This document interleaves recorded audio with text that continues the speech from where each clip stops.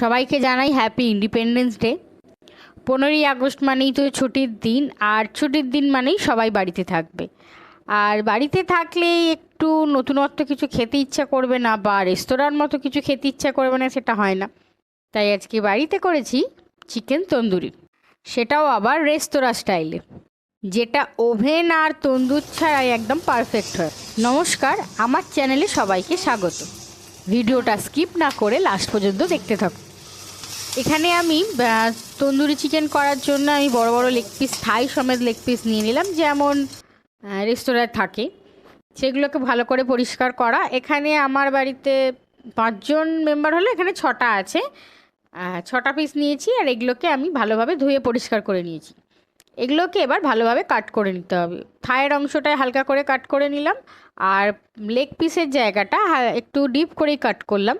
আর নিচের অংশটা, পায়ের অংশটা যেখানটা দেখতে পাচ্ছেন, এইখানটা আমি যে ওই একটা সুতোর মতো থাকে, যেটার সঙ্গে পায়ের আর মানে লেগ পিসের সঙ্গে আর পায়ের একটা যোগসূত্র থাকে, ওটাকে আমি কেটে দিলাম, যাতে তাড়াতাড়ি মাংসটা সেদ্ধ হতে পারে।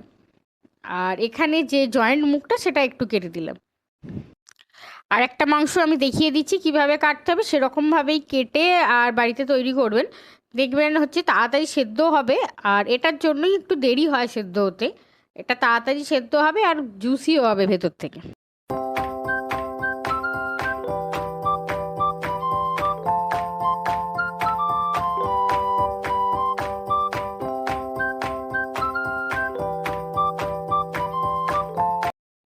চিকেনটাকে আমি এখানে দুটো স্টেজে ম্যারিনেট করব।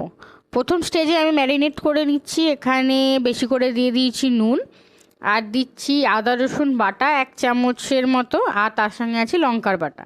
আর দেওয়া আছে, যেহেতু এখানে বেশি কোয়ান্টিটি, তাই জন্য আমি এখানে লেবুর রসটা বেশি দিচ্ছি, একটা গোটা লেবুর রসই দিয়েছি। দিয়ে ম্যারিনেট করে আমি এখানে 2 থেকে 2.5 ঘন্টা রেখে দিয়েছিলাম। যে কাঠগুলো আছে সাথে ভালোভাবে মাসাজ করে করে মাখিয়ে দিয়ে আমি রেস্টে রাখছি। আর এই সময়টা একটু বেশি রেস্টে রাখলেই ভালো হয়, যেই সময় একটু নুনটা ভালোভাবে ঢুকে যাবে ভেতরে।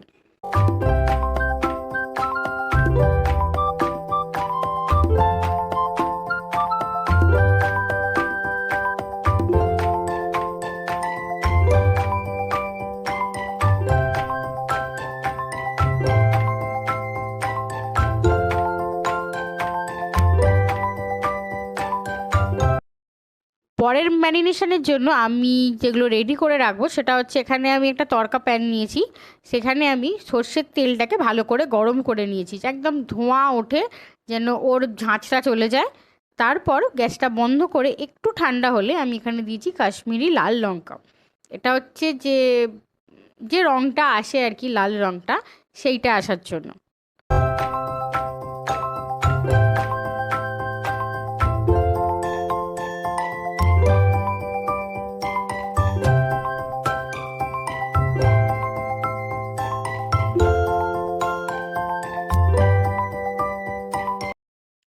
এবার একটা বাটিতে যে তেলটা আমি করে রেখেছিলাম লঙ্কা গুঁড়ো দিয়ে, সেটা দিয়ে দিলাম। তাতে দিয়ে দিলাম হচ্ছে জল ঝরানো টক দই, দিয়ে দিলাম হচ্ছে 1 চা চামচের মতো দিলাম গরম মশলার গুঁড়ো, জিরের গুঁড়ো একদম অল্প করে দিলাম হচ্ছে ধনের গুঁড়ো।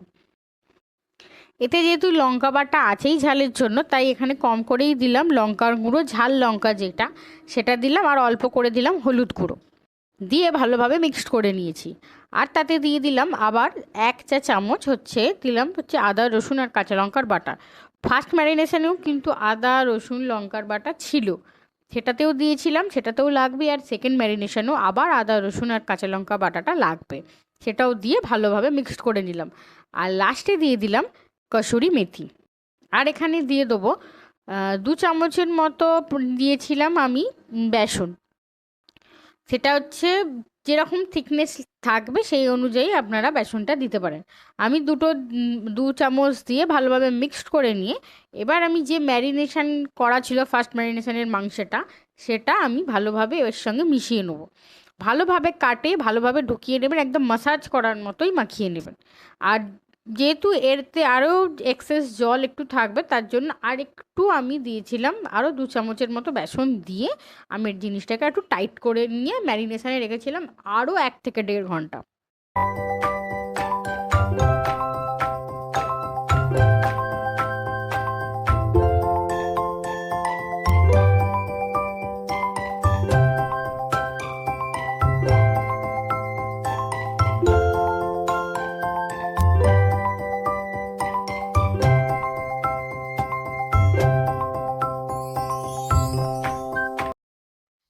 সময় আপনারা হচ্ছে ম্যারিনেশানে হচ্ছে স্মোকি ফ্লেভারটা আনার জন্য একটা কাঠ কয়লা দিয়ে তেল দিয়ে একটু চাপা দিয়ে রাখতে পারেন স্মোকি ফ্লেভারের জন্য। আর আমার কাছে ছিল না তাই আমি দিইনি, আর না দেওয়াতেও এমন কিছু টেস্টের হেরফের হয়নি, উপরন্ত ভালোই হয়েছিল।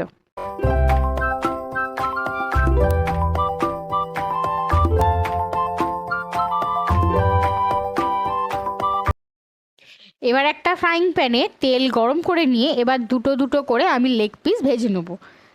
একটু কম আঁচে আর চাপা দিয়ে দিয়ে উল্টে পাল্টে ভেজে নিতে হবে, সেদ্ধ হয়ে যাওয়ার মতো ভেজে নিতে হবে।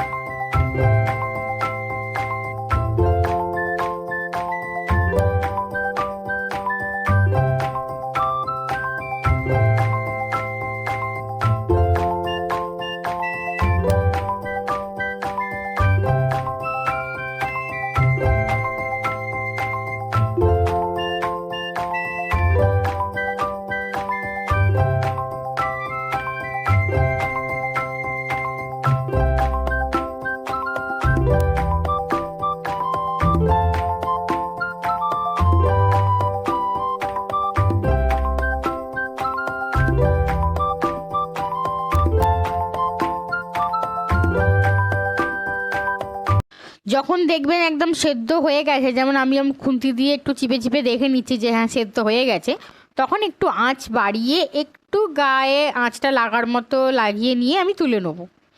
আর এবার একটা যে স্ট্যান্ড হয়, যে খাবার রাখার স্ট্যান্ড, চাইলে আপনারা ওই রুটি শাকার জালেও করতে পারেন, আমি রুটি শাকার জালে করিনি, এটাতে করলাম।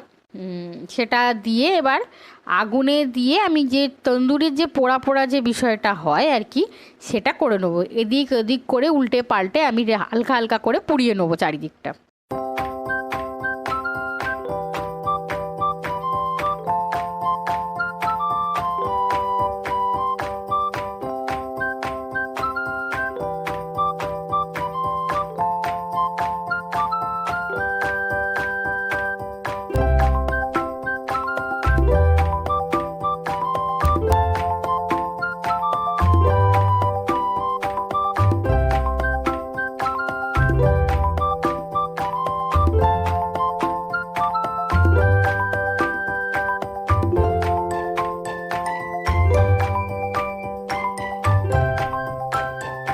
হয়ে গেছে একটা সেট। এবার এক এক করে ছটাই দুটো করে নিয়েছি, আর চারটে ওরকমভাবে ভেজে নেবো আর পুড়িয়ে নেবো এক এক করে।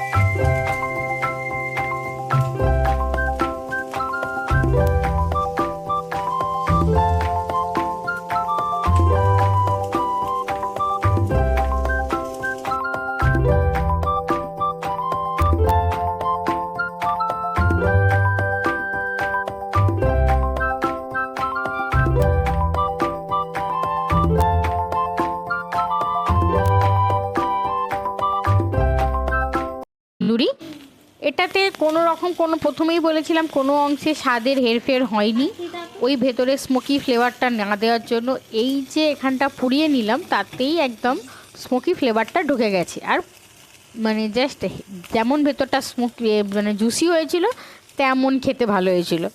এইখানে আপনারা একটু ফুড কালার দিতে পারেন কালারের জন্য, যে লাল লাল ব্যাপারটা আসে সেটা রেস্তোরাঁয় দেয় বলেই এরকম কালারটা আসে। আমি যেহেতু দিইনি তাই জন্য একটু সাদা সাদা ফেড ফেড কালার হয়েছে। আর ফুড কালারটা দিলে আরও ভালো যে লাল লাল কালারটা আসে সেটা আসবে। আপনারা না দিলেই ভালো, ওটা কোনো অংশেই ভালো নয়, তাই না স্কিপই করে দেবেন, এটাই বেটার হবে। সার্ভ করার জন্য আমি এখানে স্বাধীনতা দিবস হিসেবে তিনটে সস দিয়েছি। এটা একটা হচ্ছে পুদিনার চাটনি আছে, একটা মেয়োনিজ আছে, আর এটা মেয়োনিজের সঙ্গে একটু সস মিশিয়ে মানে টমেটো কেচাপ দিয়ে এই কালারটা এনেছি, দিয়ে আমি সার্ভ করেছি 3টে কালার দিয়ে চিকেন তন্দুরি। শুধু ছবিটা তোলার জন্য প্লেটে করে সার্ভ করা, না হলে প্রতিদিনের যেমন ডিসবাটি বাড়িতে ইউজ হয় তাতে করেই খেয়েছি। আপনারা বাড়িতে অবশ্যই এই রেসিপিটা একবার ট্রাই করে দেখবেন, আর রেসিপিটা কেমন লেগেছে অবশ্যই আমাকে একটা কমেন্ট করে জানাবেন। আর আমার ভিডিওগুলো যদি ভালো লেগে থাকে তাহলে ইউটিউব থেকে দেখলে লাইক শেয়ার অ্যান্ড সাবস্ক্রাইব করে দেবেন, আর ফেসবুক থেকে দেখলে একটা ফলো করে দেবেন। ভালো থাকবেন, সুস্থ থাকবেন, ধন্যবাদ।